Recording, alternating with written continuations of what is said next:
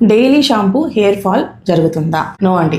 Already మీకు shed అయిన hair అంటే ఊడిపోయింటుంది కదా, ఆ హెయిర్ బయటకు వస్తుంది. షాంపూ వల్ల సపరేట్గా హెయిర్ ఫాల్ జరగడం రేర్, అంటిల్ అది చాలా పవర్ఫుల్ షాంపూ కానీ కెమికల్ షాంపూ కానీ అయితే తప్ప రెగ్యులర్ షాంపూస్ వల్ల హెయిర్ ఫాల్ జరగదు. ఆయిల్ వల్ల హెయిర్ ఫాల్ తగ్గుతుందా?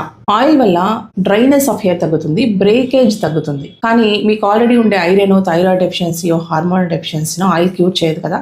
సో కాజ్ అనేది తెలుసుకోవాలి డాక్టర్ దగ్గరికి వెళ్ళి. బయోటిన్ వల్ల హెయిర్ ఫాల్ తగ్గుతుందా?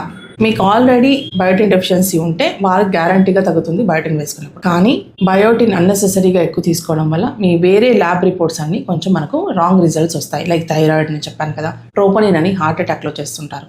అలాంటి రిజల్ట్స్ కూడా రాంగ్ వచ్చే అవకాశం ఉంది బయోటిన్ ఎక్కువగా తీసుకుంటున్న వారికి. మినాక్సిడిల్ లోషన్ చాలా మంది వాడుతుంటారు. అది పర్మనెంట్ క్యూరా అని చాలా మంది పేషెంట్స్ అడుగుతుంటారు. అది యూజ్ చేసినంత వరకు హెల్ప్ అవుతుంది. ఒకసారి స్టాప్ చేస్తానే హెయిర్ ఫాల్ మళ్ళీ వెనక్కి రావచ్చు. హెయిర్ ఫాల్ ఎక్కువ ఉంటే క్యాన్సర్ ఉన్నట్లా. నేను ఆల్రెడీ మీకు చెప్పాను, కామన్ కాజెసే కామన్, రేర్ కాజెస్ రేర్. కానీ చెక్ చేసుకోవడం మాత్రం మీ బాధ్యత. మీరు చెక్ చేసుకోండి డాక్టర్ దగ్గరికి వెళ్ళి. హెయిర్ ఫాల్ ఉన్నప్పుడు టెన్షన్ పడద్దండి, అలా అని ఇగ్నోర్ కూడా చేయొద్దండి.